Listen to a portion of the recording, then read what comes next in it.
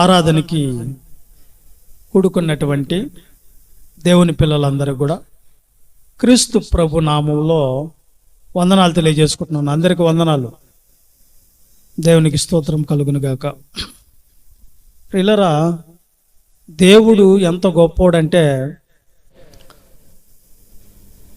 ఆయన్ని మనము దేనితోనూ పోల్చలేము.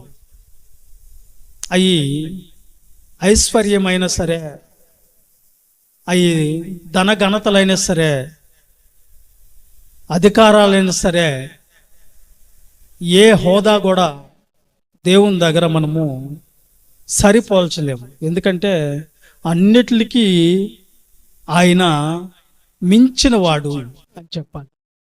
దేవుని యొక్క ప్రేమ కొలవలేనిది. దేవుణ్ణి మనం ఎప్పుడు కూడా ఆయన్ని దేనితోనూ సరితూసలేము, సరిపోల్చలేము. దేవుడు ఎంత గొప్పడంటే ఆయన మనస్సు ఎంత గొప్పది, ఆయన హృదయం ఎంత గొప్పది, ఆయన గుణాతిశయాలు వర్ణింపశక్యం కానిది. ఆయన్ని వర్ణనకి అందనవాడు దేవుడు అంటే అనేది మనం గ్రహింపులో పెట్టుకోవాలి. అంత గొప్పవాడు దేవుడు. ఆయన్ని దేనితో మనం పోల్చలేము. ఏది కూడా ఆయనతో సరితూగదు. కాబట్టి మనం ఆలోచించేటప్పుడు దేవుని యొక్క విలువ, ఆయన గొప్పతనం మనకు అర్థమైతే అప్పుడు కానీ దేవునికి మన హృదయం, మన మనస్సు ఆయన కోసం బ్రతకాలనే తపన మనలో చెలరాగాలి. ఇప్పుడు నేను మీకు ఒక విషయాన్ని చెప్తున్నాను. ఎందుకంటే దేవునిని ఎరిగి దేవునిగా నువ్వు మహిమపరుస్తున్నావా అనేదే మన పాఠం ఈరోజు.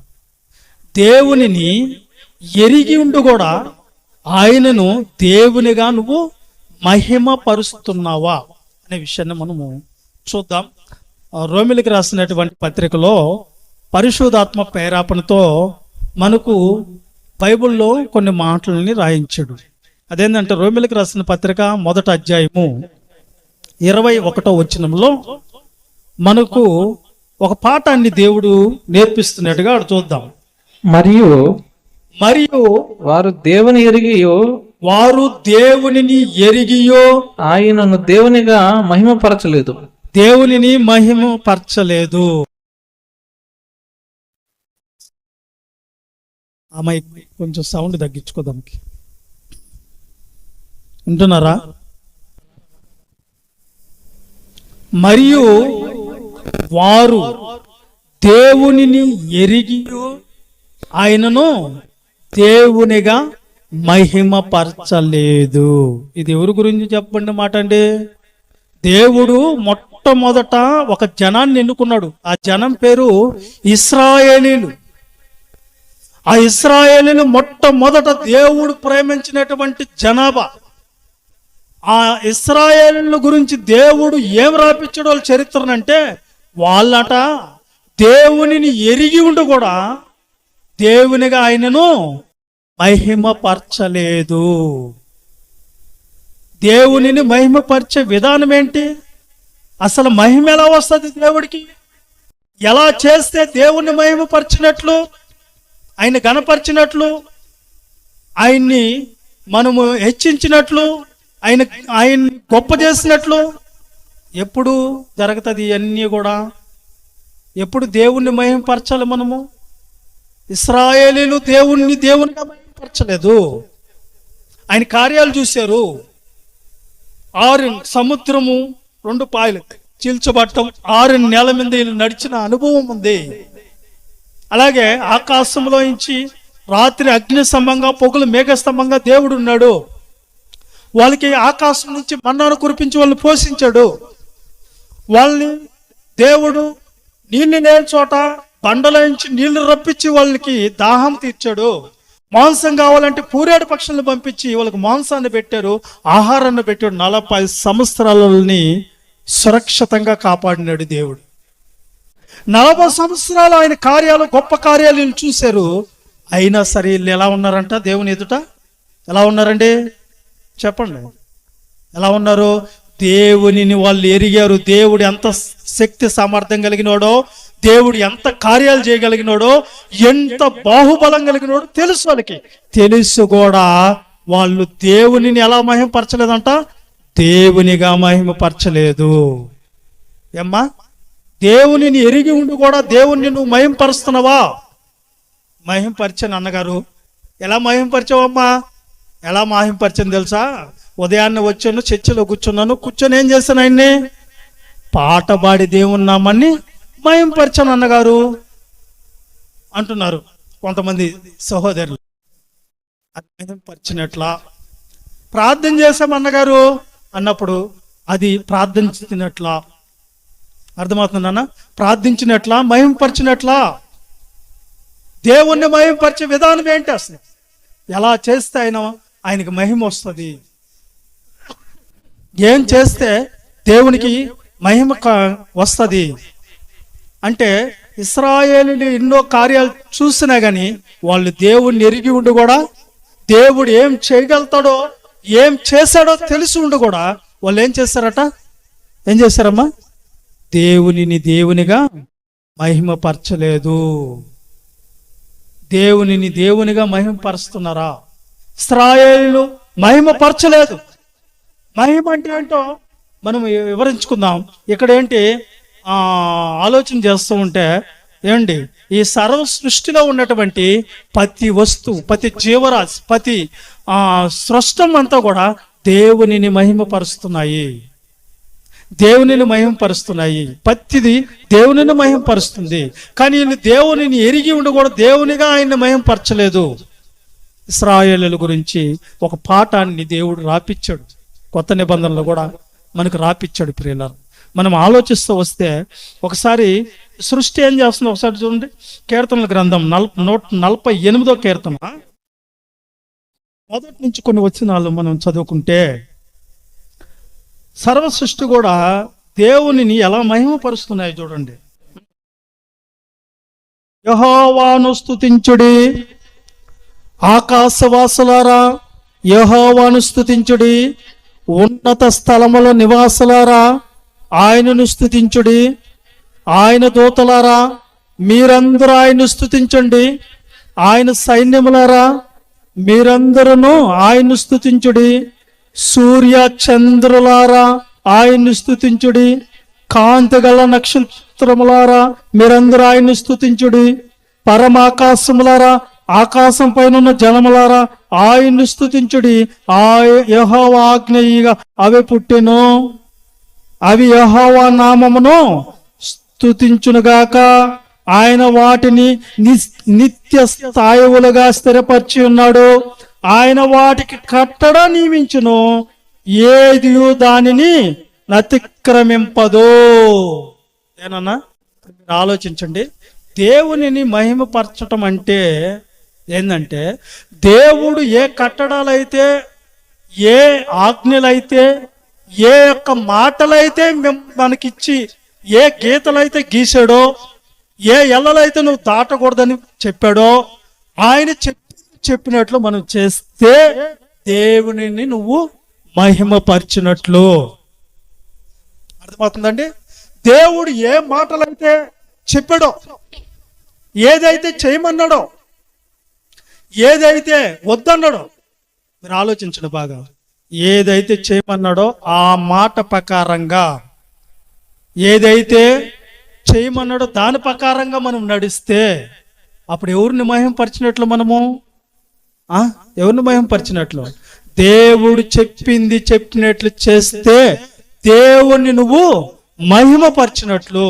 దేవుడు చెప్పంది నువ్వు చేస్తే దేవునిని నువ్వు గౌరవపరిచినట్లు, మహిమపరిచినట్లంటే ఆయన మాటను మనం గౌరవించాలి, ఆయన్ని గొప్పగా మనం అనుకోవాలి. ఆయనను మనం ఏం చేయాలి? ఆయన గీత, ఆయన గీసిన ఎల్ల మనం దాటకుండా నడవాలి. అది నియమం. ఆయన నియమాలు, ఆయన నిర్ణయాలకు మనం అడ్డు చెప్పకుండా దానికి లోబడి, కట్టుబడి, అది కష్టమైన, నష్టమైన, బాధ అయినా, శ్రమ అయినా, హింస అయినా, ఇబ్బందులైనా సరే మనం ఆ మాట ప్రకారంగా మాట మీద నిలబడి చూపెట్టాలి. ఇది దేవుణ్ణి మహిమపరిచినట్టు. చూడండి, సర్వ సృష్టిలో ఉన్నటువంటి సూర్యుడు ఆయన పగులు వస్తాడు. ఎవరి మాట ప్రకారం జరుగుతుంది అది? దేవుని యొక్క మాట ప్రకారంగా ఆయన నిర్ణయించినట్లు సూర్యుడు నడుస్తున్నాడు. చంద్రుడు రాత్రి అయితే చంద్రుడు వస్తాడు. చంద్రుడు ఎందుకు రావాలి? నైట్ పూట నక్షత్రాలు ఎందుకు రావాలి? దేవుడి నిర్ణయం, దేవుడు ఇచ్చినటువంటి ఆజ్ఞ, కట్టడా వెళ్ళాలి, పని చేయాలి, అంతే. దేవుడి మాట ప్రకారంగా, ఈ కట్టడాల ప్రకారంగా నిర్ణయించుకొని నడుస్తూ ఉన్నాయి. అవి నడుస్తున్నాయి. సృష్టి అంతా దేవుణ్ణి మహిమపరుస్తుంది. కానీ ఇశ్రాయేలు ప్రజలు మాత్రం ఏం చేస్తున్నారంట? దేవుని ఎరిగి ఉండి కూడా దేవునిగా ఆయన్ని మహిమపరచలేదంట. ప్రియులారా, మహిమపరచలేదట. ఆయన ఎంత గొప్ప కార్యాలు చేయగలడో, ఆయన ఎంత గనుడో, ఆయన శక్తి సమర్థలు ఎంతో ఎరిగి ఉండి కూడా వాళ్ళు దేవుని మాటని తిరస్కరించాడు. దేవుడు చెప్పిన మాటని వినలేదు. దేవుడు వద్దనే చోటగా వెళ్ళారు. దేవుడు చెప్పాడు, కననీయులు ఎంతమంది, ఎన్ని జాతులు అయ్యి? 7 జాతుల మంది.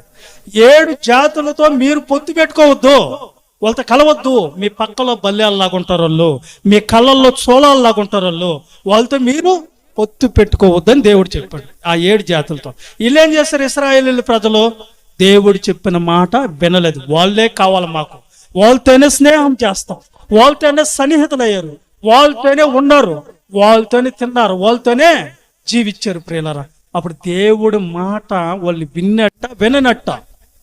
చెప్పండి. ఏది వద్దంటే అదే చేశారు వాళ్ళు, ఏది చేయమంటే అది చేయలేదు వాళ్ళు. అప్పుడు దేవునికి మహిమ ఎలా వచ్చినట్లు? మహిమ ఎలా వచ్చినట్లండి? అందుకని దేవుడి మాటను మనం గౌరవిస్తే, వాక్యానుసారంగా నిలబడేదానికి ప్రయత్నాలు చేస్తే, వాక్యం ప్రకారంగా మనం జీవించేదానికి ప్రయత్నం చేస్తేనే నువ్వు దేవుణ్ణి మహిమపరిచినట్లు. దేవుని మాటని మీరు తిరస్కరించి, దేవుని మాటకి లోబడకుండా, దేవుని మాటలు మీరు వినకుండా, దేవుని వాక్యానుసారంగా జీవించుకుంటా, నువ్వెన్ని పాటలు పాడినా, ఎంత ప్రార్థన చేసినా, నువ్వెన్ని దేవుడికి గొప్ప కార్యం నేను చేస్తున్నాను అన్నా, దేవుడికి అది మహిమ కాదు. మాటలో దేవునికి లోబడి జీవించాలి. ముందు దేవుని మాట ప్రకారం జీవించేదానికి ఇష్టపడాలి. మీరు అలా జీవించినప్పుడు ఇక్కడ వచ్చి కూర్చొని మేము చెప్పింది వినకుండా, మేము బోధించిన మాటలు వినకుండా, మీరు వచ్చి కూర్చొని నా మాట వినకుండా, లేకపోతే వాక్యం వినకుండా, లేకపోతే క్రమంలోకి లోబడకుండా వచ్చి ఊరకే వచ్చి టైం పాస్ చేసిపోవటం కూడా అది దేవునికి మహిమ కాదు. ప్రియులారా, మహిమ కాదు. అది మహిమ పరచాలి దేవుణ్ణి. సర్వ సృష్టి ఏం చేస్తుందంట? దేవుని మాటలకి అది లోబడి జీవిస్తుండగా, లోబడినప్పుడు మాట ప్రకారంగా దేవుడు నిర్ణయించిన నిర్ణయాల ప్రకారంగా ఇవి చేస్తున్నప్పుడు అది దేవునికి ఏమవుతుంది? మహిమ. ఏమవుతుందన్నా అది? మహిమ. మహిమ. చూడండి, ఇవన్నీ సృష్టిలో ఉన్నవన్నీ ఇలా చేస్తుంటే సముద్రానికి కూడా దేవుడు ఏం నియమించాడంట? ఒక కట్టడా ఇచ్చాడు దాన్ని. లేదంటే ఆ సముద్రము నీళ్లు మనకంటే హైట్గా ఉంటాయి, అవి వచ్చాయంటే మనం ఏమైపోతాం? మునిగిపోతాం కదా. మరి ఇర్మియా గ్రంథంలో ఒకసారి ఆ సముద్రం గురించి కూడా చెప్తాడు చూడండి. ఆ సృష్టి కూడా దేవుణ్ణి మహిమపరుస్తుందంట. ఇర్మియా గ్రంథం 5వ అధ్యాయము 21వ వచనం ఒకసారి చూద్దాం. కన్నులుండి చూడకయో, 5వ అధ్యాయం 21 ఇర్మియా. అది సముద్రము దాటలేకుండా ఉండినట్లును,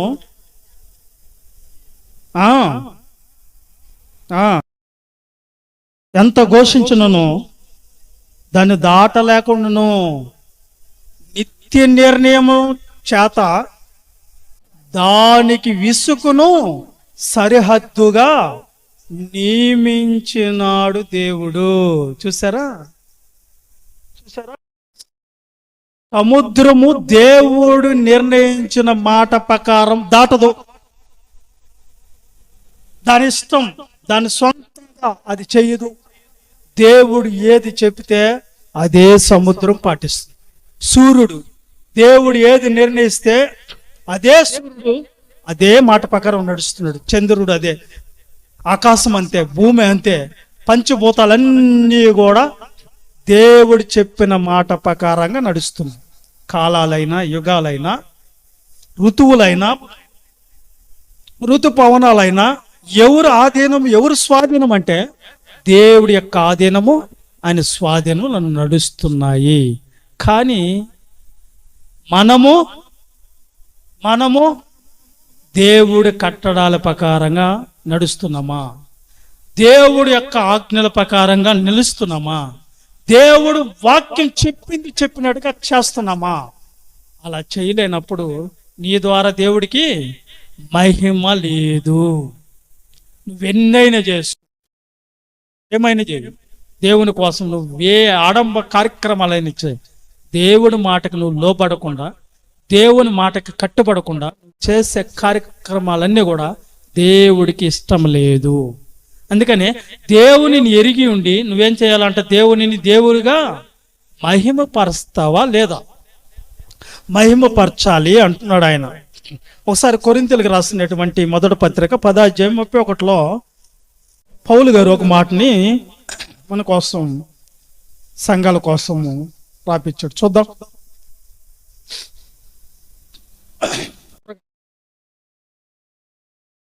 మొదటి కొరింథీ పత్రిక 10:31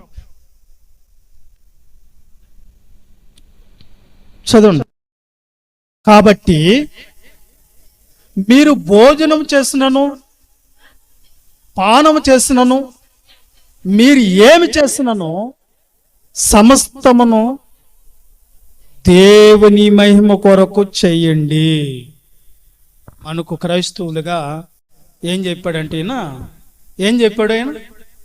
మీరు ఏం చేసినా, నువ్వు తిన్నావా, తాగేవా, లేదు పండుకున్నావా, ఏది చేసినా మన బ్రతుకులో ఏముండాలంట? దేవునికి మహిమ కలిగేటట్లుగా జీవించాలి.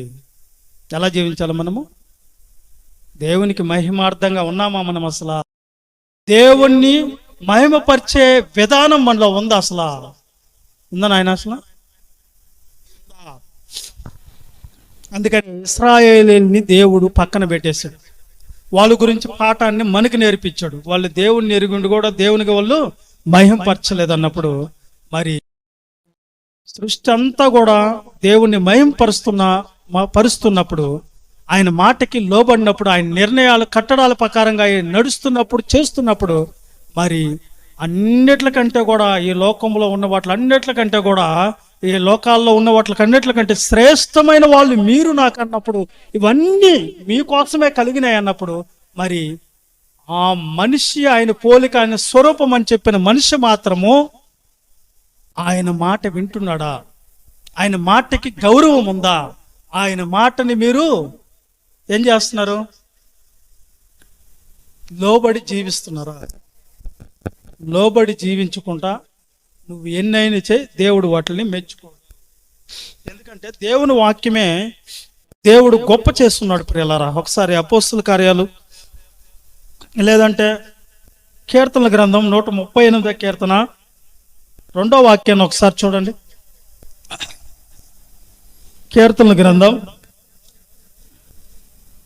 138 కీర్తన.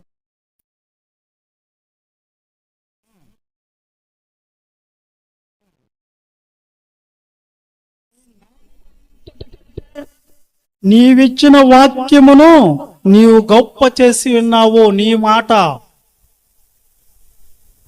ఏది గొప్పదండి? యెహోవా అనే నామం గొప్పదా? ఆయన ఇచ్చినటువంటి వాక్కు గొప్పదా?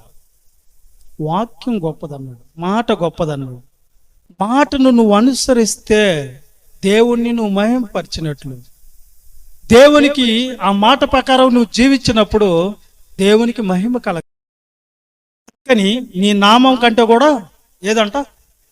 వాక్యం గొప్ప చేస్తున్నాడు. వాక్యం గొప్ప చేస్తు. ప్రియులారా, పరిశుద్ధ గ్రంథములో గొప్ప భక్తులు అనుకున్న వాళ్ళని కూడా దేవుని మాట మీరినప్పుడు, దేవుని మాటల్ని పక్కన పెట్టినప్పుడు, వాళ్ళు ఎంత పెద్ద భక్తులనైనా సరే దేవుడు పక్కన పెట్టేశాడు. ఎందుకు చెప్పేదా? ఆయన మాట విననప్పుడు, లోబడినప్పుడు దేవుడు వాళ్ళని పక్కన పెట్టేశాడు.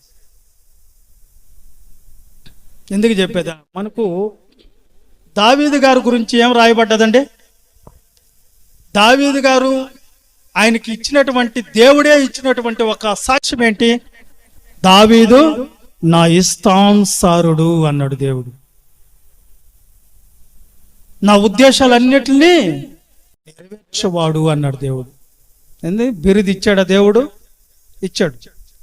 ఆ బిరుది ఇచ్చినటువంటి దావీదు గారు కూడా దేవుడు ఏం చేశాడంటే ఒక టైంలో పక్కన పెట్టాలని పరిస్థితి ఏర్పడింది.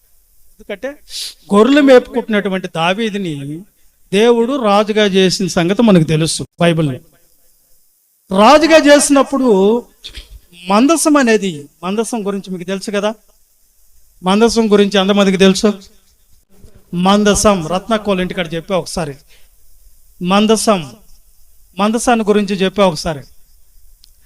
మందసం అంటే అవి ఎలా తయారు చేయబడ్డదో, ఆ మందసంలో ఏముంటాయో, ఆ మందసాన్ని దేనికి సాదృశ్యంగా చేశాడో మనకు ఒకసారి చెప్పా. ఆ మందసంలో ఏముంటాయి చెప్పండి. 10 ఆజ్ఞలు కలిగిన పలకలు, చిగిరించిన అహరోను కర్ర,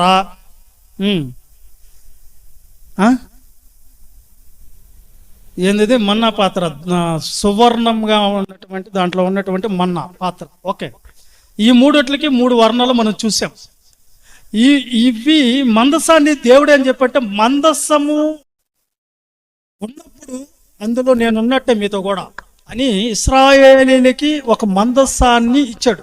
ఆ మందసం ఏమైందంటే అబీనాదాబు ఇంట్లో ఉండింది. అబీనాదాబు ఇంట్లో నుంచి యెరూషలేముకి తీసుకురావాలని దావీదు గారు చేశాడు.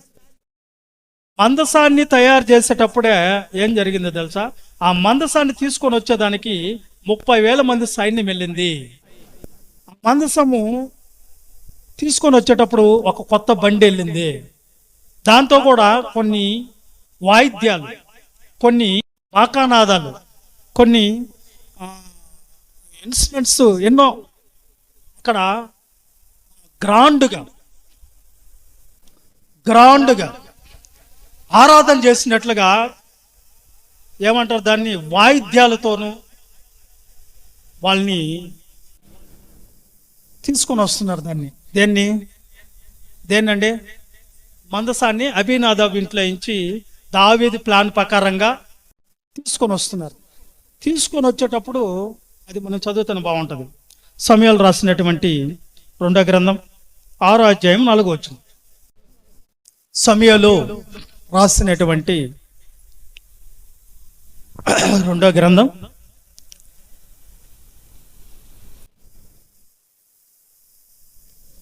6వ అధ్యాయం 4 నుంచి చదువుకుందాం. దేవుని మందసము కలిగిన ఆ బండిని రాగా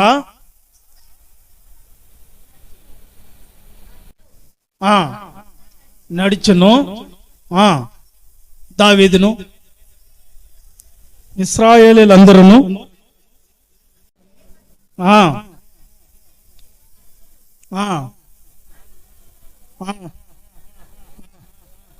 హృదయములను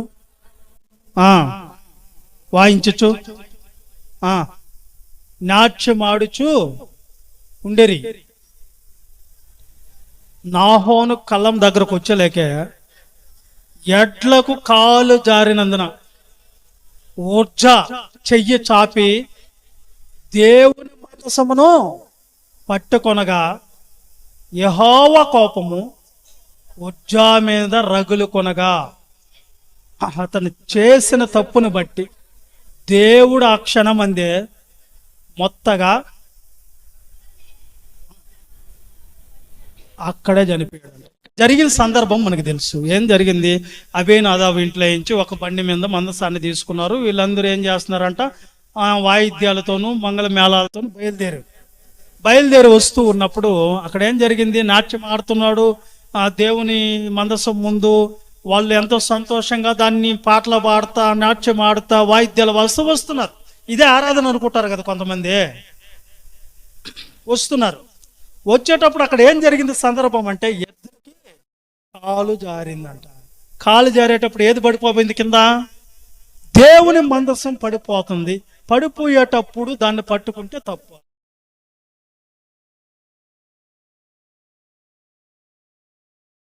చెప్పండి, మీకు నేర్పించిన బోధలు ఇది. మీకు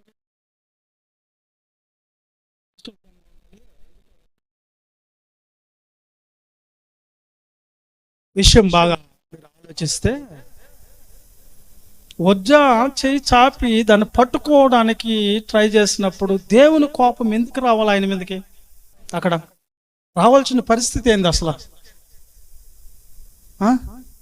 ఏం జరిగిందాడా అంటే, నిజానికి మందస్సం అనేది ఎవరు పట్టుకోకూడదు, దేవుడు నిర్ణయించిన వాళ్ళు తప్ప, దేవుడు మోయమన్న వాళ్ళు తప్ప. ఇక్కడ ఏం జరిగింది? దావీదు గారు ఏం చేస్తాడు? ఈ మందసాన్ని తెచ్చిచ్చేటప్పుడు ఒక ప్లాన్ చేస్తాడు. ఏంది ఆ ప్లాన్? ఏంటి ఆ ప్లాన్ అంటే, సహస్రాధిపతులను, అధిపతులను, భూపతులను, శతాధిపతులను, అధికారులను అందరిని పిలిచి సమావేశం వేసి ప్లాన్ చేస్తాడు. ఏం ప్లాన్ అంటే, ఇదిగో మందసాన్ని అభయనాదాబు ఇంట్లో నుంచి తేవాలి. ఏం చేద్దాం అంటే, రాజా ఒక కొత్త బండి చేపిద్దాం. కొత్త బండి మీద మందసాన్ని తీసుకున్నాడు. 30,000 మంది ఉంటారని వీళ్ళు సలహాలు తీసుకున్నాడు. ఎవరి సలహాలు అండి? సొంత ఆలోచనలు, సొంత నిర్ణయాలు, సొంత తలంపులతో అధిపతులను, సహస్రాధిపతులను, శతాధిపతులను సంప్రదించాడు, సైన్యాధిపతులను సంప్రదించాడు తప్ప దేవుడు మందసాన్ని గురించి ఏమి రాపిచ్చాడో అది మాత్రం చేయలేదు దావీదు గారు. అక్కడ ఏం రాపిచ్చాడు దేవుడు? ఎప్పుడైనా రాజుగా, ఇశ్రాయేలీయుల మీద రాజుగా ఉన్న వాళ్ళు ఎవరైనా సరే ధర్మశాస్త్రాన్ని రాజు దగ్గర ఒక కాపీ పెట్టుకోవాలి, అలాగే యాజకుల దగ్గర ఒక కాపీ ఉంటుంది. అంటే దేవుడు ఏం రాపిచ్చాడో దాని ప్రకారంగా పరిపాలించాలి రాజులు.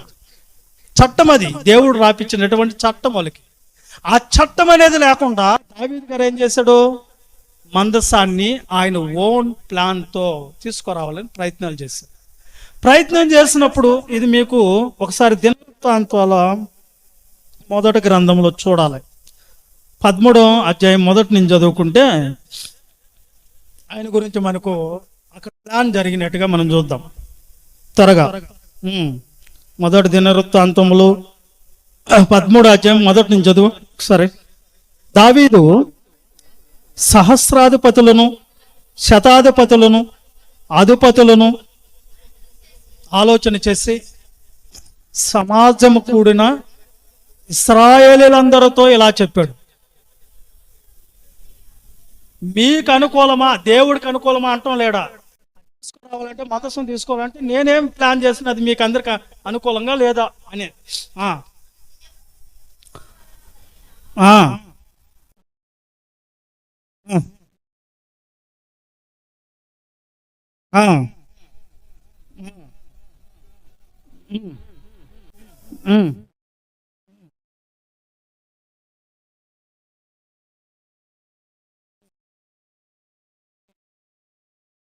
మన దేవుని మందసమును మరలా మనం ఎద్దకు కొనుక్కో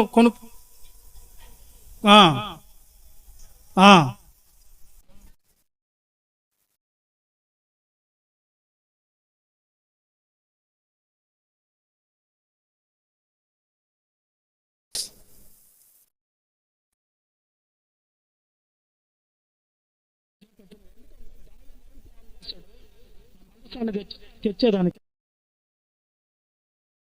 మరియు అతడు రాజ్య సింహాసనమునందు ఆసీనుడైన తర్వాత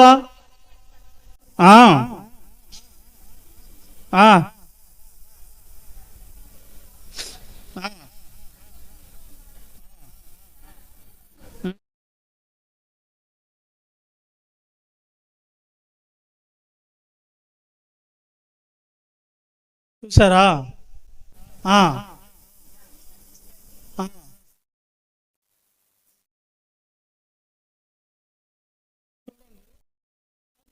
ఎవరైనా సరే ధర్మశాస్త్రం ప్రకారంగా దేవుని పనిని జరిగించాలట. ఇది ఒకటి ఈయన దగ్గర పెట్టుకో ఉండాలి ధర్మశాస్త్రం కాపీ, ఇంకోటి ఎవరి దగ్గర ఉండాలి?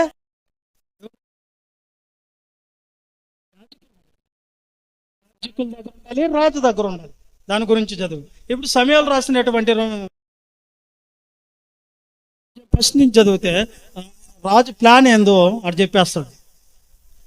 తర్వాత దావీదు ఇశ్రాయేలీయులలో 30,000 మంది సూర్యుల్ని సమకూర్చి బయలుదేరి కెరేబుల మధ్య నివసించు సైన్యములకు అధిపతి అగు యెహోవా మందసమును అక్కడి నుంచి తీసుకొని వచ్చేదానికి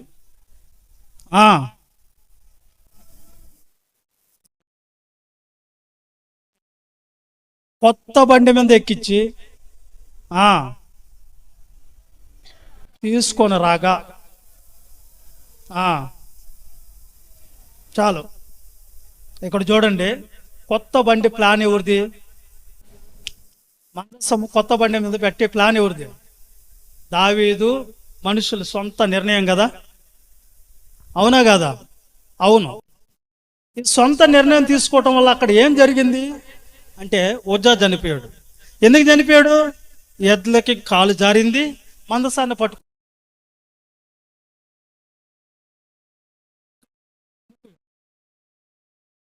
చనిపోయాడు. ఎందుకు చనిపోయాడు అంటే దేవుని తెలుసుకోకుండా మందసాన్ని ఎవరంటే వాళ్ళు తాకకూడదు. ఎవరు తాకచ్చు? దేవుడు ఎప్పుడు కూడా రాజు అయినా సరే, అధికారైనా సరే, ఎలాంటి వాళ్ళైనా సరే, రాజువైనా అధికారమైనా ఏ యాక్టర్ అయినా ఎవరైనా దేవుడికి డోంట్ కేర్. దేవుడికి చూడు, దేవుడు చెప్పింది చెయ్యాలి అంటాడు. చెప్పింది ఏదైతే ఉందో చెప్పింది చెప్పినట్టుగా మనం ఏం చేయాలి? చెయ్యాలి. అది దేవుడి నిర్ణయం. కానీ ఇక్కడ ఏం జరిగింది? దేవుడి నిర్ణయం తెలుసుకోకుండా దావీదు గారు బండి చేయించాడు, 30,000 మందిని పంపించాడు, తంతు వాయిద్యాలతోనూ మంగళ వాయిద్యాలతోనూ నాట్యం ఆడుతూ పాటలు పాడుతూ వచ్చారు మందసం ముందు. దేవుడు కోపం ఏమైంది? రగులుకున్నది. దేవుడు పని ఏది చేయాలన్నా మనం మొట్టమొదట ఎవరిని ఆశ్రయించాలి? ఎవరు ఆలోచన తీసుకోవాలి? దేవుని ఆలోచన తీసుకోవాలి. దేవుని ఆలోచన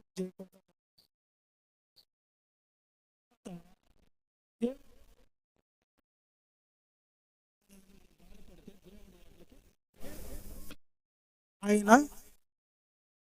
ఉత్తరవాది కాదు.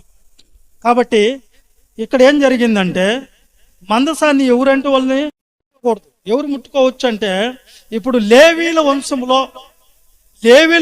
వారికి మాత్రమే దేవుడు ఏం చెప్పాడంటే యాజక ధర్మాన్ని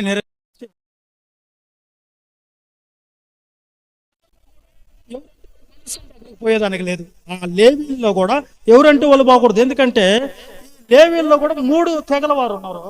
ఆ 3 తెగల వాళ్ళు ఎవరంటే గెర్సేలు, అలాగే కహతీయులు, మొరారి అనే 3 తెగల జాతులు.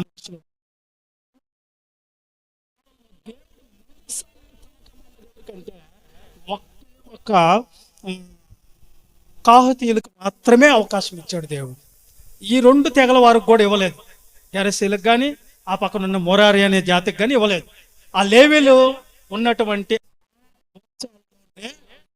జాతిలోనే ఒకే ఒక జాతి, అది కాహతీయుల జాతి. ఆ జాతికి సంబంధించిన వాళ్ళు ఎవరంటే అహరోను కాహతీయుల జాతికి సంబంధించినోడు. అలాగే ఈ మోషే కూడా కాహతీయులు జాతికి సంబంధించినోడు. కాబట్టి వాళ్ళకు మాత్రమే మందసాన్ని పట్టుకోవాలన్నా, మందసాన్ని తీసుకురావాలన్నా అవకాశం ఉంది. కాబట్టి ఆ మందసాన్ని తీసుకొని రావాలని ఆ కాహతీయులకి మాత్రమే అవకాశం ఉంది. ఎవరంటే వాళ్ళు పుంటుకునే దానికి లేదు, ఎవరంటే వాళ్ళు దాని దగ్గరికి వెళ్ళేదానికి లేదు, దాన్ని మోసేదానికి లేదు. ఒక్క కాహతీయులు అనే జాతికి మాత్రమే ఉంది. అదే చూద్దాం, చూడండి ఒకసారి. సంఖ్యాకాండం 4:15 ఈ మాట ఉంటుంది. ఫస్ట్ ఒకే ఒక జాతికి. ఇక్కడ ఎందుకు ఆయన చనిపోయాడు? సంఖ్యాకాండం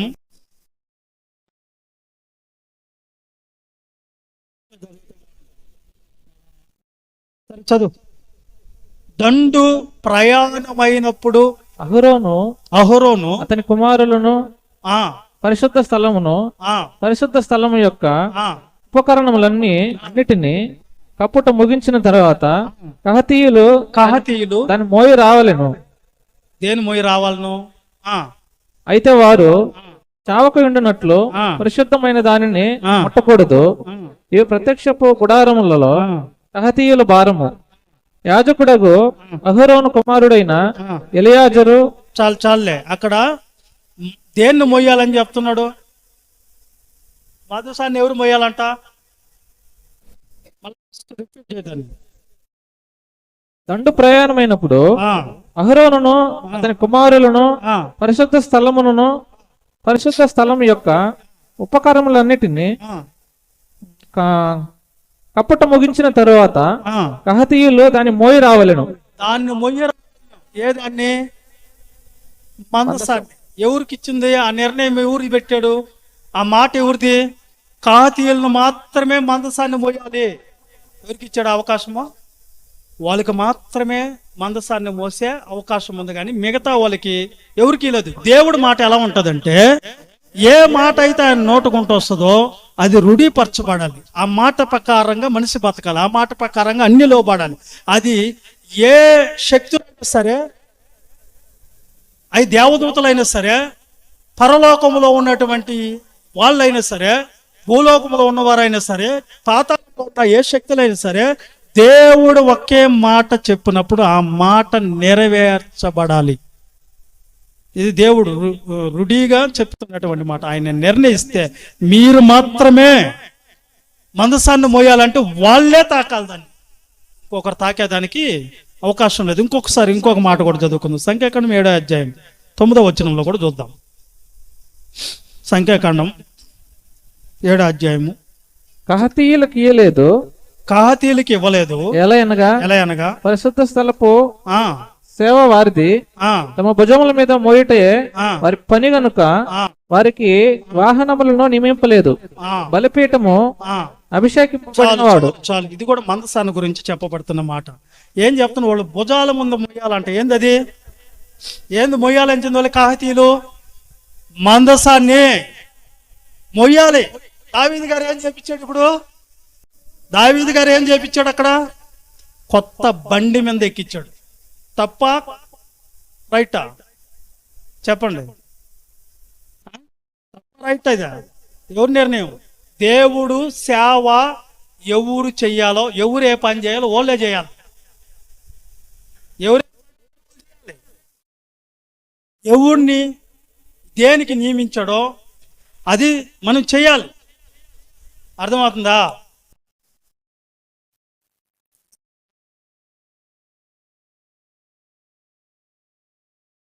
నిద్రొస్తుందా? ఎవరినైతే దేవుడు నిర్ణయించాడో వాళ్ళని మాత్రమే మందసాన్ని పట్టుకోవాలి, ముట్టుకునేదానికి అర్హులు. వాళ్ళు మాత్రమే మోయాలి. దావీదు గారు కొత్త బండి చేపించి దాని మీద మోపించినప్పుడు దేవుడు మాట ఏమైపోయిందాడా? ఇన్నట్ట విననట్ట? వినలేదు. రెండోది, కాతి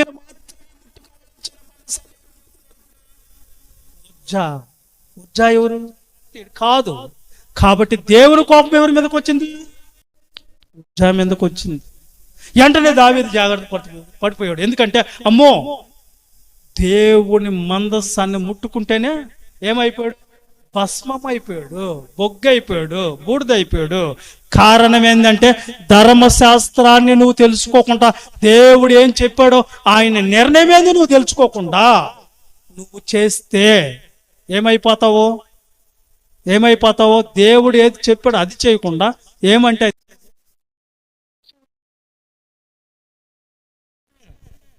ఎవరి మీదకి వస్తుంది? ఎవరి మీదకి వస్తుంది? దేవుడు నిర్ణయించిన నిర్ణయం ప్రకారంగా జీవించకపోతే, ఆయన మాట ప్రకారంగా లోబడకపోతే, దేవుడికి నువ్వు ఎన్ని వాయిద్యాలు పెట్టి నాట్యాలు వేసినా, ఎంత ఖర్చు పెట్టి ఆడంబరంగా మేము ప్రార్థనలు పెట్టామండి అన్నా దేవునికి అది మహిమ కాదు. అర్థమైందా? ఇప్పుడు దేవుణ్ణి నేను మహిమపరుస్తాను అనుకున్నాడు దావీదు. ఏం పెట్టి? నాట్యం ఆడే వాళ్ళని పెట్టి, కొత్త బండి మీద పెట్టి, సౌండ్ సిస్టమ్ పెట్టి, డెకరేషన్ పెట్టి, డాన్స్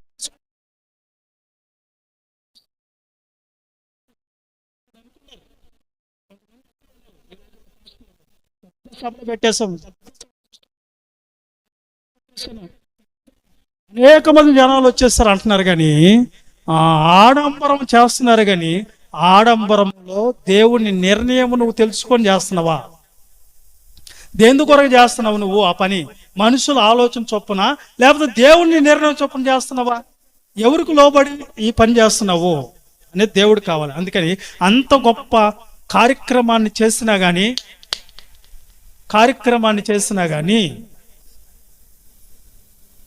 నువ్వు ఎంత ఖర్చు పెట్టుకున్నా కానీ దేవుని మాటకు నువ్వు ఇలివేయకుండా, గౌరవించకుండా, దేవుని మాట పక్కన జీవించకుండా నువ్వు చేసే ప్రతి కార్యక్రమం దేవునికి మహిమ కాదు. దేవుని మాట ప్రకారంగా నువ్వు జీవించలేనప్పుడు నువ్వేదైనా చేసుకో, దేవుడికి అది ఇష్టం ఉండదు ప్రియులారా. అందుకే ఆయన అన్నాడు, దేవుణ్ణి ఎరిగి ఉండి కూడా ఏం చేయలేదు దావీదు గారు? దేవునిగా మహింపరచలేదు. దేవుని మహింపరచడం అంటే ఏంది? దేవుడు ఏదైతే చెప్పాడో చెప్పినట్టు ఏం చేయాలి? అప్పుడు దేవుడు మహింపరచబడతాడు. వాక్యం అనే దాని ప్రకారంగా నువ్వు జీవించాలి. వాక్యం ఏం చెప్పిందో దాని ప్రకారంగా నువ్వు బ్రతకాలి. అంతేనా? దేవుడిని ఎరుగుండి ఇప్పుడు ఇశ్రాయేలుని ఎందుకు దేవుడు పక్కన పెట్టాడు? 40 సంవత్సరాలైనా వాళ్ళు ఎప్పుడు నా మాట వినలేదు, నాకు తిరుగుబాటు చేశారు, నాకు లోబడ. ఇప్పుడు భార్యకి ఏం చెప్పాడు? భార్య భర్తలు ఉన్నారు, భార్యకి ఏం చెప్పాడు దేవుడు?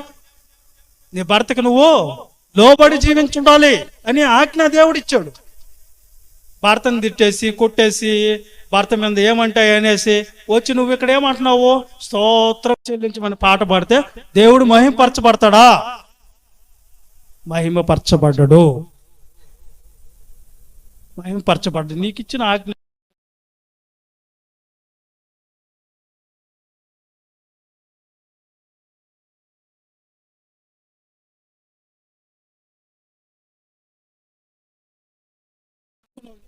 పరిస్థితులు కొంతమంది వాళ్ళు పెట్టి చూడు ఒకసారి, పక్కన వాళ్ళ మీద ఫోకస్ ఎందుకు నీకు? భర్తకు లోబడి జీవించాలని బైబిల్ రూల్. అది తాగుబోతాడు, టార్చర్ పెడుతున్నాడు నన్ను, అనుమానిస్తున్నాడు నన్ను, ఒకటే ఏడుతో ఇజుగుపోతున్నాను నేను, అందుకని చెప్పేసి వాడు మాట నేను అని చెప్పేసి తిరుగుబాటు చేసి ఎట్టంటే మాట్లాడేసి వచ్చి ఇక్కడికి వచ్చి స్తోత్రం నాయన హల్లెలూయా అంటే దేవుడు మహిమపరచబడతాడా? పడడు. అది దేవునికి మహిమ కాదు. నువ్వు దేవుడు ఏదైతే చెప్పాడో ఆ మాట ప్రకారంగా నువ్వు లోబడి ఉండాలి. నీ భర్తకు లోబడితే ఖచ్చితంగా నువ్వేం పాటించాలి? లోబడి ఉండాలి. ఆయన భార్య నువ్వు ప్రేమించంటే అన్ని విషయాల్లో ప్రేమించి తీరాలి. అది రూల్, అంతే.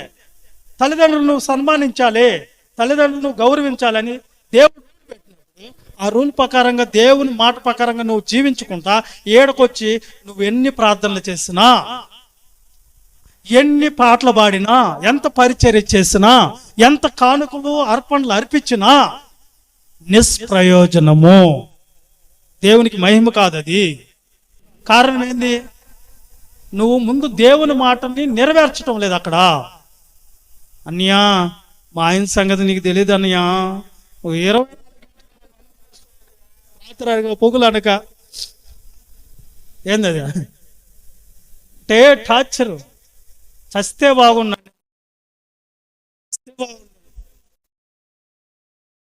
చచ్చిన తర్వాత మళ్ళా ఈమె ఏడ్చింది. ఆయన ఉన్నంత వరకు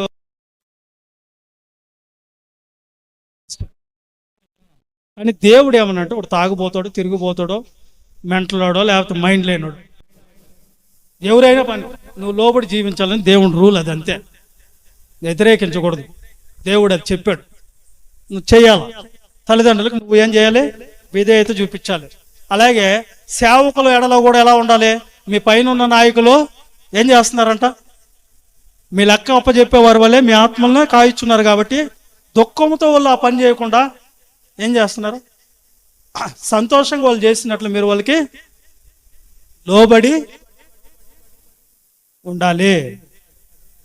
దుఃఖం కొంచెం కలిగిరే కానీ మీరు చేసిన ప్రార్థనలు వ్యర్థమే.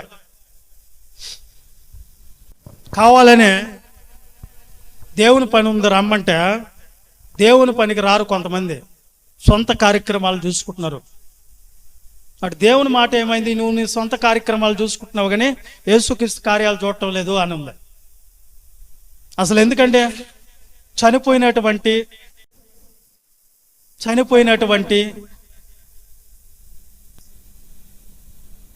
వాళ్ళ తండ్రి చనిపోతేనే యేసుక్రీస్తు ప్రభు ఏమన్నాడు,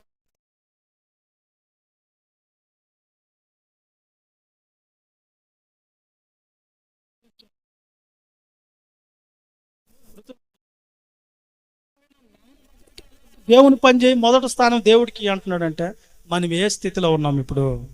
ఏడండి దేవుని మాటకు లోబడింది? ఏడ లోబడ్డాం? అర్థమవుతుందా? నా మాటలు అర్థమవుతున్నాయా? కాబట్టి నువ్వు లోబడాలనిచిన మాట దేవుడు నిర్ణయిస్తే దాన్ని కట్టుబడి జీవించాలి. ఏం చేయాలి?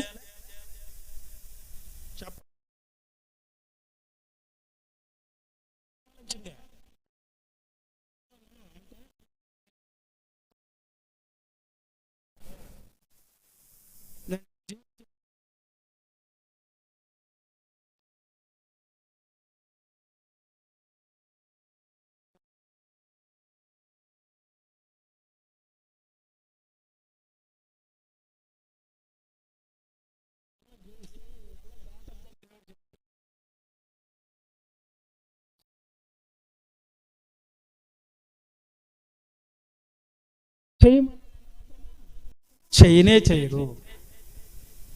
నేను ఒక అమ్మాయి చెప్పా, అమ్మాయి అక్కడ పోవద్దు, మంచిది కాదు అని చెప్పా.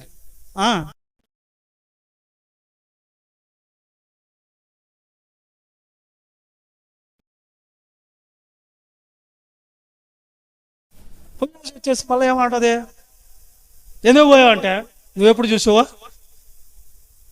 సేవకులు కూడా అదరు కొట్టేస్తా. ఫోన్ చేయొద్దు అన్నప్పుడు చేయకూడదు కదా. ఏంటి బిజీ వస్తుందంటే, ఎప్పుడు వచ్చింది బిజీ? రాలా.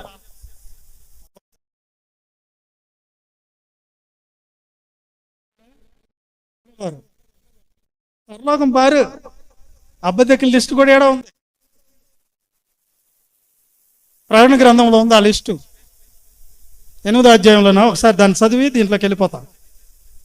ప్రకటన గ్రంథంలో చెప్పింది చెప్పినట్టు చేసే వాళ్ళు ఎవరండి? ప్రకటన గ్రంథం 8వ అధ్యాయమా? అగ్ని గ్రంథకాలకు పోయే వాళ్ళ లిస్ట్ ఉంటుంది అక్కడ.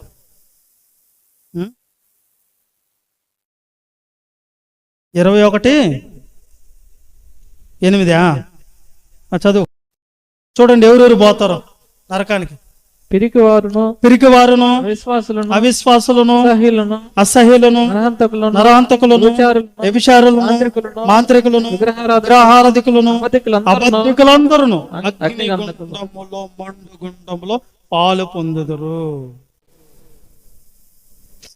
అబద్ధం చెప్పారు అనుకోండి, ఎవరికి చెప్తారు అబద్ధం? మే వాళ్ళకి ఏం చెప్తారు కానీ పాస్టర్ కూడా అబద్ధమే చెప్తారు, సేవకుడు కూడా అబద్ధాలు చెప్పేస్తున్నారు అంతే.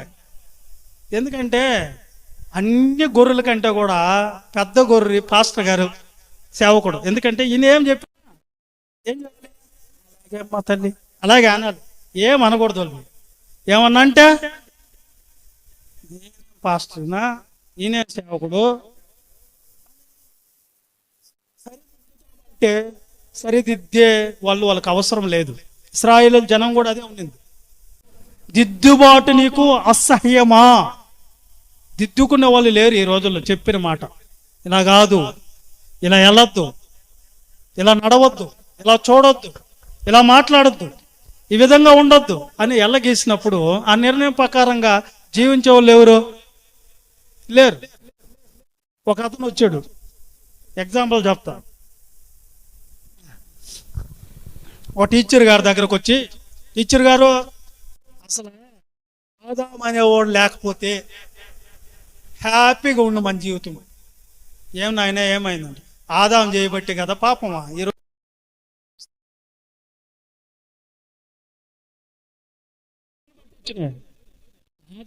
తిన్నందుకే కదా. ఆయన లేకపోతే ఆ ప్లేస్లో నేనే ఉండుంటే, అర్థమైందా, నేను ఎట్టా బతికి చూపించుంటునో అన్నాడంట. నాకు ఒకటే శ్రమలు, కష్టాలు, బాధలు, ఇబ్బందులు అయిపోయినాయి టీచర్ గారు అన్నంట. టీచర్ గారు కూడా క్రిస్టియన్. సరే నాయన, నీకేంది బాధ అంటే, ఉద్యోగం లేదు, పాడు లేదు, తినటం తిరగటం తప్ప ఆ తిండి కూడా పెట్టడం లేదు ఇంట్లో అన్నప్పుడు నేనేమంటే, సరే మా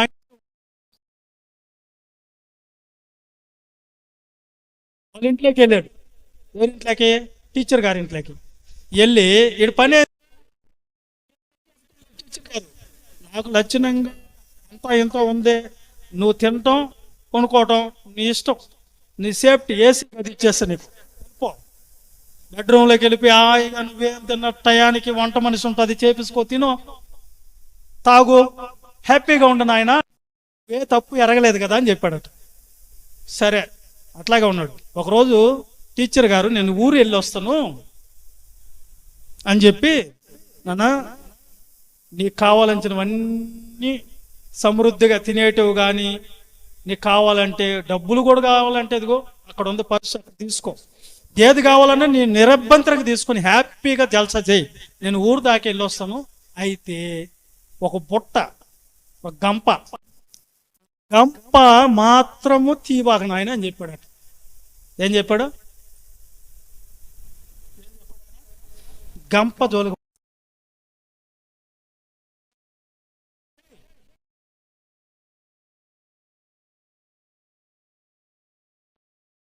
వెళ్ళిపోయిన తర్వాత 7 మనసు ఎక్కడుంది? ఫ్రిడ్జ్లో ఉన్నాయి, కూల్ డ్రింక్స్ తాగాడు, తర్వాత అంటే బిర్యానీ తిన్నాడు, కొనుక్కున్నాడు, డబ్బు తీసుకొని వెళ్ళి టీ తాగేదానికి అక్కడ ఇక్కడ జల్సా చేసుకుని వచ్చాడు, అంతా తిన్నాడు, తాగాడు, హ్యాపీ. వచ్చి కొనుక్కునేటప్పుడు ఏం ఆలాపన వస్తుంది? ఇంతకీ ఈ బుట్ట ఎందుకు తీయద్దన్నాడు? ఏమొచ్చింది?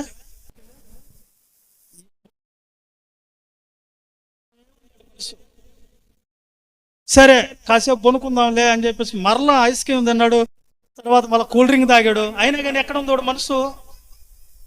బుట్ట మీదే ఉంది. ఈ బుట్టలో ఏముంది? డబ్బు ఇచ్చాడు, ఐశ్వర్యం ఇచ్చాడు, తినే ఇచ్చాడు, అన్నీ వచ్చాయి, లగ్జరీగా ఉన్నాను నేను. కానీ ఈ బుట్ట కింద ఏముంది? దీనికంటే విలువైంది ఏదో ఉండాలి అని చెప్పి ఆలోచించి తీద్ది అన్నాడు. ఏం చెప్పాడు ఆయన పోయేటప్పుడు? ఏం చెప్పాడు?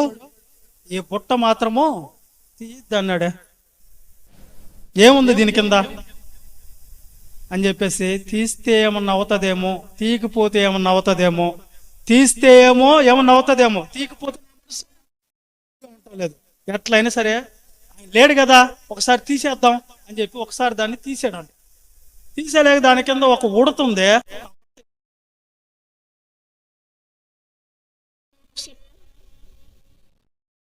ఎవరు వస్తారు? టీచర్ గారు వస్తారు.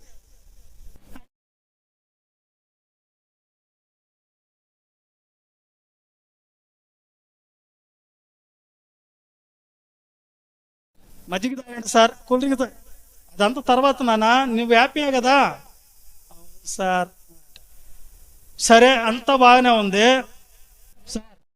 సార్, కానీ మీరు చెప్పిన మాట ఒక్కటి మీరేం సార్ అన్న. ఏంది నాయన అది అన్న. ఆ బుట్ట అని చెప్పి, ఆ బుట్ట తీయద్దన్నావు, ఆ బుట్ట తీసాను. ఏం జరిగింది? ఉడతెలిపి. నానా నేను ఏదైతే తీద్దన్నానో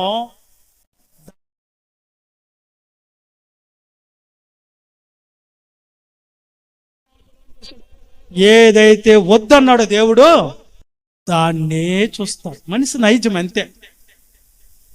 ఎక్కడికైతే వెళ్ళొద్దు అంటారో దాని మీదే ఉంటుంది. ఎవరి కాడకైతే మాట్లాడొద్దు అంటే వాళ్ళ మీదే ఉంటుంది. ఎవరి దగ్గర అయితే మనం ఉండకూడదని అక్కడే ఉంటుంది. కానీ మనసు ఇది ఎందుకు చెప్పారు? ఇది వద్దని ఖచ్చితంగా అయితే మనసులో నుంచి తీసివేయరు.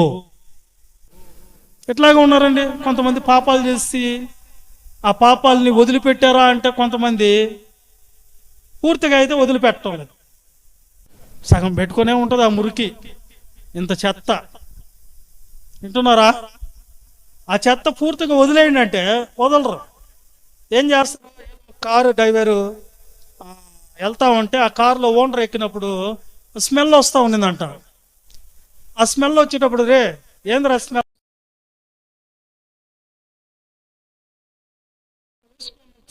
చూస్తే షాప్ దగ్గర ఆపి వాడికి కొత్త సాక్షులు తీసిచ్చి కొత్త షూ తీసిచ్చి అవి పడేరా నాయన వేసుకో అని చెప్పాడు. అయినా సరే మళ్ళీ వెళ్ళేటప్పుడు వాసన వస్తూ ఉంది. ఏ వాసన వస్తుందంటే వీడు కొత్తవైతే వేసుకున్నాడు కానీ పాతవైతే వదలలేదు. ఏంటి కారణం? వదిలేదానికి మనసు వస్తే కదా. వదులుకోలేని పాపాలయ్యి కొంతమందిని వదిలే అంటే కట్ చేసుకోలేని పరిస్థితులు. అమ్మో వదిలేస్తే అట్ట దేవుడు పట్టుకుంటాను నేను వదిలే అన్నప్పుడు వదిలేయాలి. కొంతమంది ఇది ఉంది. దేవుడు చెప్పిన మాటల ప్రకారం ఎవరు నడుస్తున్నారండి? అర్థమైందా? ఇప్పుడు అంత పెద్ద భక్తుడైనటువంటి దావీదు చేసిన తప్పుకే ఎవరు బలి అయిపోయారా? ఎవరు బలి అయిపోయాడు? ఉజ్జా అనే వ్యక్తి బలి అయిపోయాడు. ఎందుకో దేవుడు ఎవరిని మోయమన్నాడో ఎవరిని పట్టుకోమన్నాడో మందసాన్ని వాళ్ళు పట్టుకోవాలి, కానీ ఎవరంటే వాళ్ళని పట్టుకుంటే దేవుడు మాత్రం దాన్ని క్షమించడు, ఒప్పుకోడు, శిక్షిస్తాడు అని బైబిల్ చెప్తుంది. ఇంకొక విషయం చెప్పేదా, మోసే గురించి ఏం చెప్పింది బైబిల్? మోసే ఎలాంటి వాడంట? ఏం బిరుదు ఇచ్చాడు దేవుడు? మోసే నా ఇల్లంతటిలో నమ్మకస్తుడు అని దేవుడే కదా స్టేట్మెంట్ ఇచ్చాడు. దేవుడే కదా. మోసే లాంటి ప్రవక్త, ఆయన గొప్పతనము ఇప్పటికీ యేసుక్రీస్తు ప్రవక్తగా పిలువబడిన మోసే కంటే గొప్ప ప్రవక్త లేడు అని రాయబడి. అంత గొప్ప నాయకుడు ఆయన. ఎన్ని వదులుకున్నాడు దేవుని కోసం, ఎన్ని త్యాగం చేసేసాడు. ప్రేమించిన వాళ్ళని కూడా వదిలేశాడు. ప్రేమించిన వాళ్ళని వదిలేశాడు, సర్వ అధికారాలు వదిలేశాడు, సర్వ భోగాలను వదిలేశాడు మోసే గారు. అలాంటి మోసే గారు ఏనండి మాట్లాడినాడు. అలాంటి మోసే గారు నడిపించేటప్పుడు దేవుడు ఒకసారి మోసేని ఏమన్నాడు తెలుసా? మోసే నువ్వు కానాను దేశం పోయేదానికి లేదన్నాడు. ఎవరిని? నా ఇల్లంతటా నమ్మకస్తుడు, భూమి మీద ఉన్న వారిలో మిక్కిలి సాత్వికుడు అయినటువంటి మోసేనే దేవుడు ఏమన్నాడు? నువ్వు కానాను పాలు తేలి ప్రవహించే దేశానికి పోవో. ఏం చెప్పాడండి? పోవు అన్నాడు. ఇప్పుడు ఏం జరిగిందాడా? ఏం జరుగుంటుంది? ఇశ్రాయేలుని నడిపిస్తూ అన్ని వదులుకొని త్యాగం చేసుకుని వచ్చినటువంటి వ్యక్తికి ఏమీ అన్నాడు దేవుడు? ప్రపంచదానికి నువ్వు పోయేదానికి లేదు. ఏంది అంతమందిని నడిపించిన పెద్ద అయినా బాగపోతే ఎట్లా? నువ్వు పోయేదానికి లేదు, వాళ్ళు పోతారు. ఎందుకని అంటే అరణ్యంలో ఏం జరిగిందంటే నీళ్ళు అడుగుతారు. నీళ్ళు అడిగినప్పుడు ఒకసారి దేవుడు ఏం చెప్తాడంటే, ఫస్ట్ సారి నీళ్ళు అడిగినప్పుడు నువ్వు వెళ్ళి బండను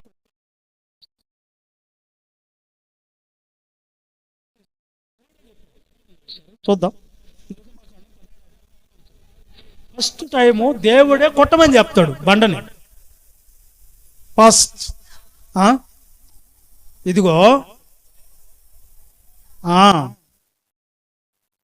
చదును ఆ బండను నువ్వు కొట్టగా ప్రజలు తాగుటకు దానిలో నీళ్లు బయలుదేరి అని చెప్పాడు. దేవుడే చెప్పాడు బండను కొట్టమని. ఫస్ట్ టైం ఎవరు చెప్పారో?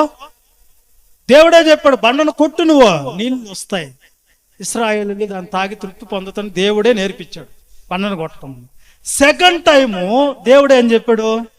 దాన్ని కూడా చూడద్దా? సంఖ్యాకాండం 20:7 వేసేటప్పుడు అంతటా యెహోవా మోసేకి ఎలాగ సెలవిచ్చాడు? రెండోసారి దాహం వేసినప్పుడు, కొంత దూరం వెళ్ళినప్పుడు ప్రయాణంలో దాహం వేసినప్పుడు దేవుడు మోసేతో చెప్పాడు ఏమని? నీవు నీ కర్రని తీసుకొని నీవును నీ సహోదరుడైన అహరోనును పోగు చేసి వాళ్ళ కనిలేదుట ఆ బండతో మాట్లాడు. ఫస్ట్ టైం ఏం చెప్పాడు? బండ దగ్గరికి వెళ్ళి కొట్టమన్నది ఆయనే. రెండోసారి ఏం చెప్పాడు దేవుడు? మాట్లాడు, కర్ర తీసుకో మాట్లాడు. అంతేనా దేవుడు చెప్పింది? అంతేనా? అంతేనా? ఫస్ట్ సారేమో దేవుడు కొట్టమన్నాడు, రెండోసారి మాట్లాడు అన్నాడు. అంతేనా? మాట్లాడమన్నాడు. మాట్లాడాలా కొట్టాలి అన్నాడు. అడేం జరిగింది కింద?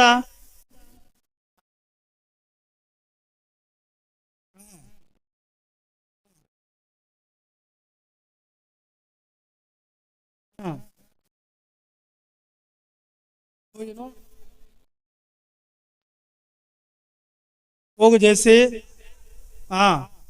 ద్రోహులారా నిన్నడి మేము ఈ బండలో నుండి మీ కొరకు నీళ్లు రప్పించాలా. అప్పుడు మోషే తన చెయ్యెత్తి 2 మార్లు అది సంగతి. ఏం జరిగింది అక్కడ? కొట్టమన్నాడా మాట్లాడమన్నాడు దేవుడాడ? మాట్లాడమన్న దగ్గరేమో కొడుతున్నాడు. అర్థమైందా? ఫస్ట్ సారి కొట్టిందే కదా, అలవాటు అయిపోయింది. కర్ర తీసుకుని కొట్టేది మోషే గారికి. అలవాట్లు ఏమైపోయింది? పొరపాటు అయిపోయింది. పొరపాటు అయిపోయినందుకు దేవుడు ఒప్పుకున్నాడా? మాట్లాడమన్నాను, నువ్వేం చేసావో? కొట్టావు. మాట్లాడమన్నాను, కొట్టావు. మాట్లాడమన్నాను, కొట్టావు. దేవుడు ఏమన్నాడు?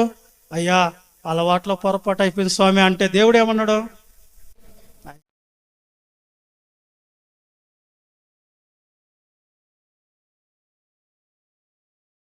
అహరోనులతో మీరు ఇశ్రాయేలీయుల కనుల ఎదుట నా పరిశుద్ధతను సన్మానించినట్లు నన్ను నమ్ముకొనకపోదురు గనక ఈ సమాజమును దేశములోనికి మీరు తోడుకొని పోరు, మిమ్మల్ని పోనివ్వను.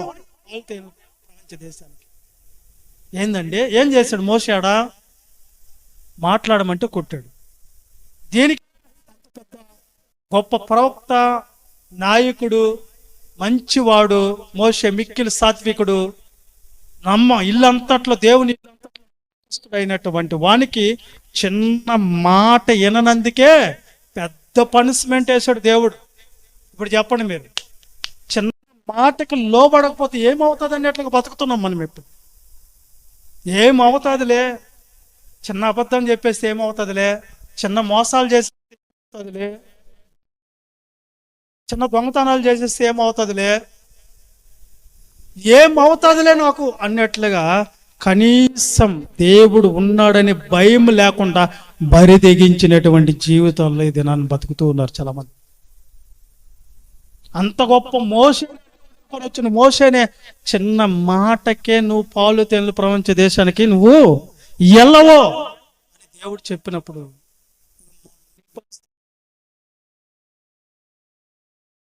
పరిస్థితి, దేవుని మాట వినకపోతే ఏంటి పరిస్థితి? నువ్వు పోవు ఎక్కడికి? మనకి ఎక్కడ వాగ్దానం? పరలోకం. పరలోకం నీకు లేదు. ఎందుకు? దేవుని పాపము చాలా రోజుల తర్వాత దేవుడు మర్చిపోంటారని చెప్పి మళ్ళా పోయి ఆయన బతుకులు ఆడుకునే దానికి ట్రై సర్జుడు.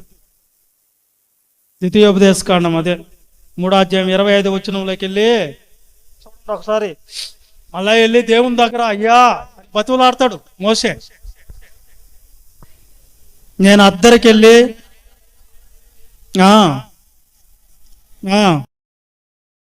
మన్యమును చూసినట్లు దయచేయమని యెహోవాను బతుకులాడుకునగా యెహోవా మిమ్మును బట్టి నా మీద కోపపడి నా మనవి వినలేదు. మోషే గారు చెప్పేసాడు. ఎందుకేం లేదు?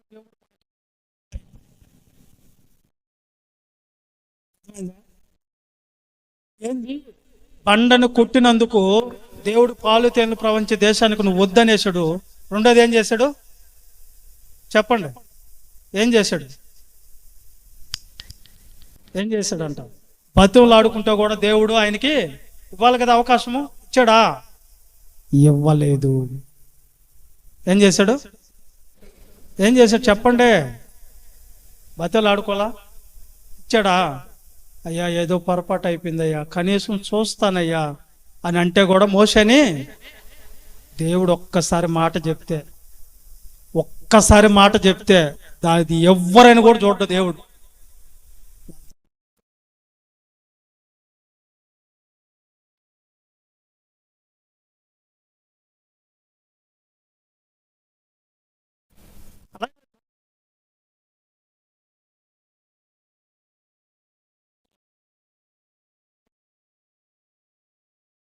ఓపిక బట్టి చూస్తా. చూసి ఒక రోజున వీళ్ళ మాట వినేటట్లేరండి, గమ్మగా వదిలేయటం. చెప్పినట్టుగా వాళ్ళకి దేవుడికి కావాలి, మాకు కూడా వెళ్ళే కావాలి. చెప్పింది వేసేవాళ్ళు కాదు. అదే ప్రసంగి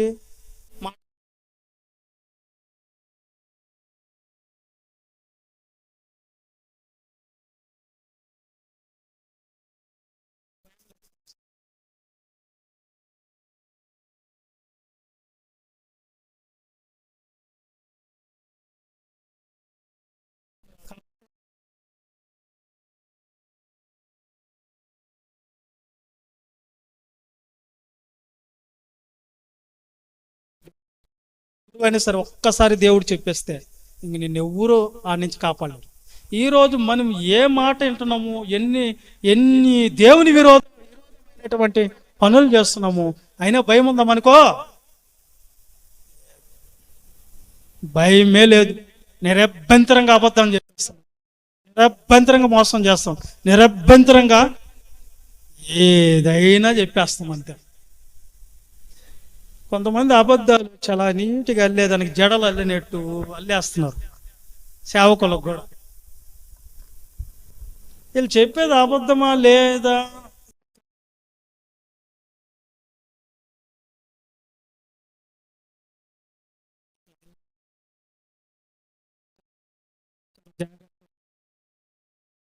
పక్కన పెట్టాడంటే మనం ఏది పాటోళ్ళమో ఒకసారి ఆలోచించండి.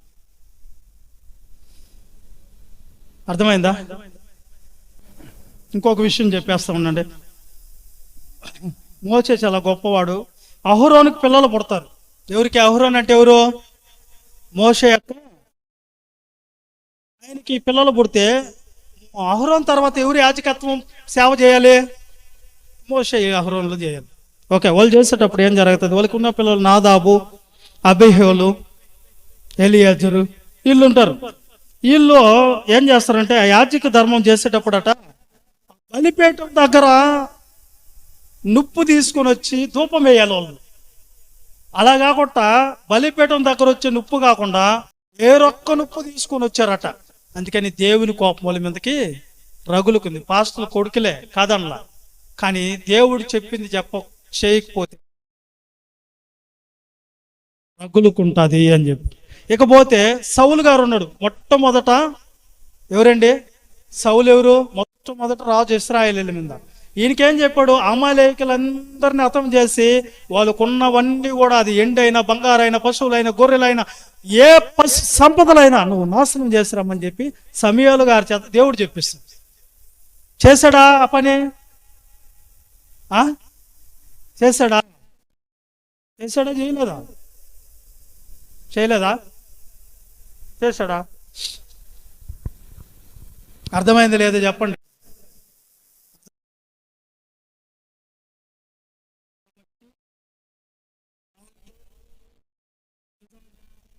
చేస్తున్నందుకు దేవుడు ఏం చేశాడు తెలుసా?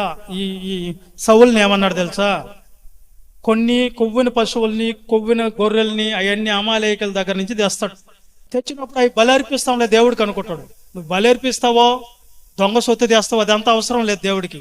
ఏమన్నాడు సమయాలు వచ్చి? బలులు అర్పించట కంటే మాట వినట శ్రేష్టం. నువ్వు మాట వినకుండా ఏది చేసినా సోది చెప్పే వాళ్ళతో సమానమైన పాపం నువ్వు చేసినట్టు దేవుడు చెప్పేసి.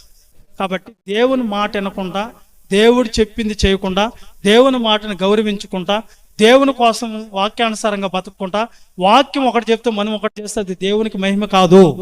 వాక్యానుసారంగా నడిచి వాక్యం ఏది చెప్పిందో దానికి లోబడి బతికేదే దేవుణ్ణి మహిమపరిచినట్లు. అలా ఇశ్రాయేలు. కాబట్టి మనమన్నా ఏం చేయాలి? ఇప్పుడు మనం లేకపోతే కూడా దేవుడు ఏం నిర్ణయించాడో దాన్ని చేసేదానికి మనం సిద్ధపడాలి. చిన్న ప్రార్థన చేసుకుందాం.